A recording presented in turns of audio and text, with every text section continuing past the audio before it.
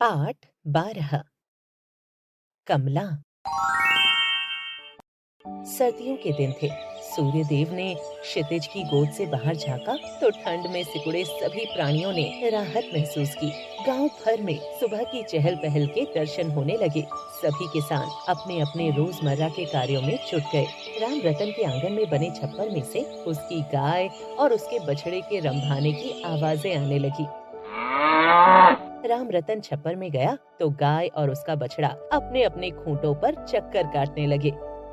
राम रतन ने गाय को पुचकारते हुए कहा, कमला रानी, परेशान मत हो। मुझे पता है कि तेरा बछड़ा भूखा है। अभी खोलता हूँ उसे। यह कहकर राम रतन ने बछड़े को खोल दिया। बछड़ा दौड़ता हुआ अपनी माता के पास गया और उसके थनों को मुंह में लेकर गट गट करके दूध पीने लगा। बछड़े की भूख शांत होने के बाद राम रतन ने गाय का दूध दुह लिया। कमला ने बाल्टी भर दूध दिया था। राम रतन कमला को बहुत अधिक प्यार करता था। वही उसके परिवार की पालनहार थी। उसके दूध की ताकत से ही राम रतन, उसकी पत्नी और बच्चे अपने खेतों में मेहनत कर पसीना बहाते थकते नहीं थे। उसकी पत्नी भानुमति, बेटी राधा तथा उसका बेटा दीपक सभी कमला और उसके बछड़े को अपने परिवार का हिस्सा मानते थे। वे उन्हें अपने परिवार के सदस्यों की तरह प्रेम करते थे, उनकी पूरी देखभाल करते और उनके साथ खेलते थे। एक दिन सुबह सुबह जब राम रतन गाय का दूध दुहने के बाद छप्पर से बाहर आया तो उसी समय गांव के सेठ बनारसी तथा उसके मुंशी ने घर में प्रवेश किया। राम रतन के हाथ में दूध से भरी बाल्टी देखकर बनारसी के हृदय में ईर्ष्या की बिजली टूट पड़ी। उसने मन ही मन में सोचा, एक गरीब किसान के घर में इतना उत्तम पशु कि वह बाल्टी भर दूध देता है। ऐसे पशु के दर्शन अवश्य करने चाहिए। राम रतन ने आंगन में चारपाई बिछाई और बनारसी तथा उसके मुंशी को उस पर बैठने के लिए कहा और दूध की बाल्टी रखने के लिए घर के अंदर चला गया। राम रतन उनके पास लौटा तो बनारसी ने उसकी ओर देखते हुए कहा, भाई राम रतन, तुम पर हमारा कर्ज दिन प्रतिदिन बढ़ता जा रहा है। तुम हो कि सूद तक नहीं दे रहे हो। आखिर तुम्हारे मन में क्या है? राम रतन चारपाई के पास जमीन पर उकड़ू बैठते हुए बोला, सेठ जी, इस बार मेरी फसल और सालों से अच्छी बन पड़ी है। भगवान ने चाहा तो मैं आपकी पाई पाई चुकता कर दूंगा। बस फसल पकने तक का थोड़ा सा समय और दे दो। हमने सुना है कि तुम्हारी गाय अच्छा दूध देती है और बहुत अधिक सुंदर और भोली भी है। क्या यह सच है? बनारसी ने बात को बदल कर कहा, हाँ सेठ जी, आपने सच सुना है। मेरी कमला सचमुच लाखों में एक है। वह गाय नहीं बल्कि मेरे परिवार की सदस्य और सबकी आंखों का नूर है। क्या तुम्हारी गाय सचमुच ऐसी है? जरा उसके दर्शन तो कराओ। आइए सेठ जी, अगर आप मेरी कमला के दर्शन करना चाहते हैं तो मैं मना नहीं करूंगा। राम रतन बनारसी और उसके मुंशी को छप्पर के भीतर ले गया। कमला राम रतन को देखकर रंभाने लगी, परंतु जैसे ही उसे बनारसी और उसके मुंशी की उपस्थिति का एहसास हुआ, किसी अनजाने भय से ग्रस्त हो गई और चक्कर काटते हुए गुर्राने लगी।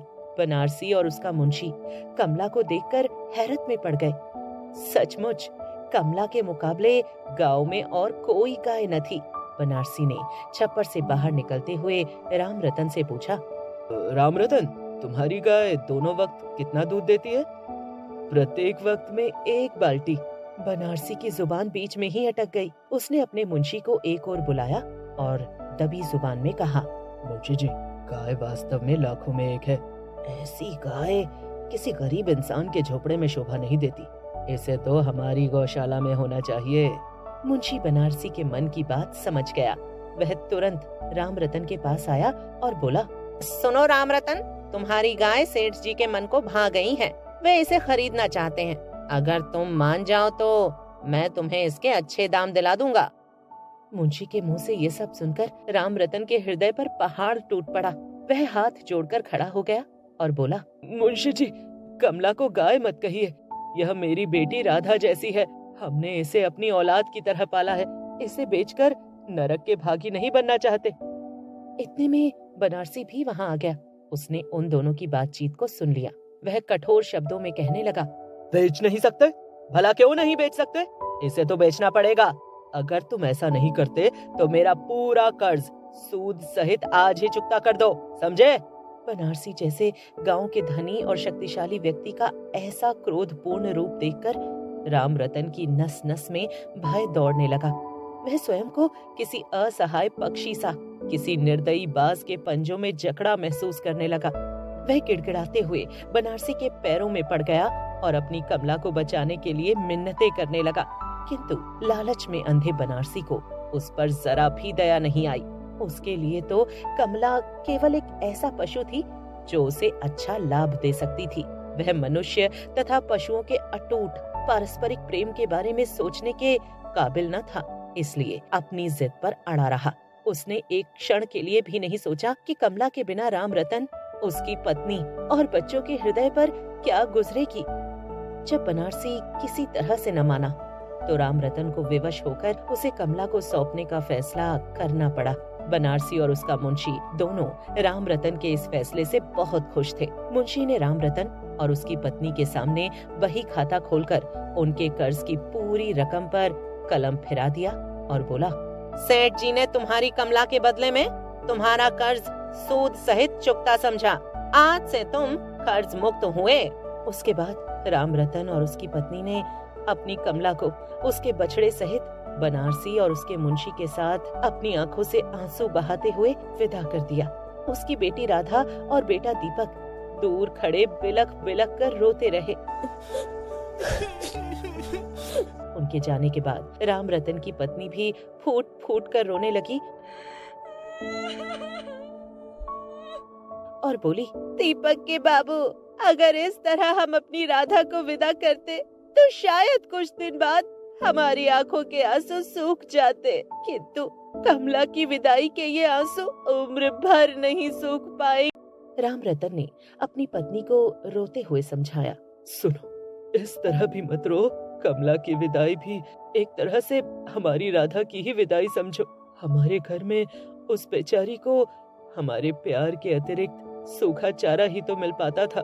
कभी कभी तो उसे भर पेट चारा भी नहीं मिलता था। वहाँ उसे खली बिनौले, अन्न, हरा चारा, सब कुछ भर पेट मिलेगा। देखना, कुछ ही दिनों में कमला हमें भूल जाएगी।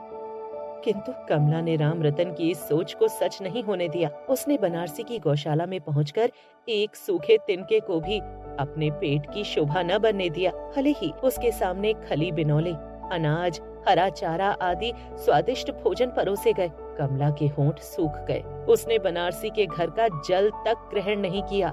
जब जब बनारसी ने दूध दूहने की कोशिश की, उसे बुरी तरह फटकार दिया। थनों में दूध की बूंद तक नहीं उतारी। बनारसी और उसके आदमियों ने प्यार और डांट फटकार से लाख कोशिश की, पर कुछ न बन पड़ा। 2-4 दिन में ही गाय और उसका बछड़ा दोनों सूख कर कांटा हो गए। मासूम बछड़ा कमला के पास खूंटे से बंधा अपनी मौत की प्रतीक्षा करता प्रतीत होने लगा। उसकी मनमोहक चंचलता और बालपन की शरारतें उदासी और शरीर की निष्क्रियता में विलीन हो गईं। कमला अपने बछड़े को देखकर अपनी मूक आंखों से आंसू बहाती रहती थी। अब एकाएक बनारसी को लगा कि यदि कमला और उसके बछड़े की स्थिति ऐसे ही बिगड़ती रही तो जल्द ही दोनों मौत का निवाला बन जाएंगे। इसी चिंता के रहते उसके मन में कहीं से दया और प्रेम की धारा फूट पड़ी। वह अपने किए पर पछताने लगा। उसे लगा कि कमला और उसके बछड़े को अपने घर लाकर उसने बहुत बड़ा पाप किया है। अगर वे दोनों चल बसे तो भगवान उसे कभी माफ नहीं करेगा। यही सोचकर उसने कमला और उसके बछड़े को राम रतन को लौटाने का निर्णय कर लिया। वह तुरंत राम रतन के घर की ओर चल पड़ा। वहाँ पहुंचकर राम रतन और उसकी पत्नी के सामने पश्चाताप के आंसू बहाते हुए बोला, भाई, अपनी कमला और उसके बछड़े का जीवन बचा लो।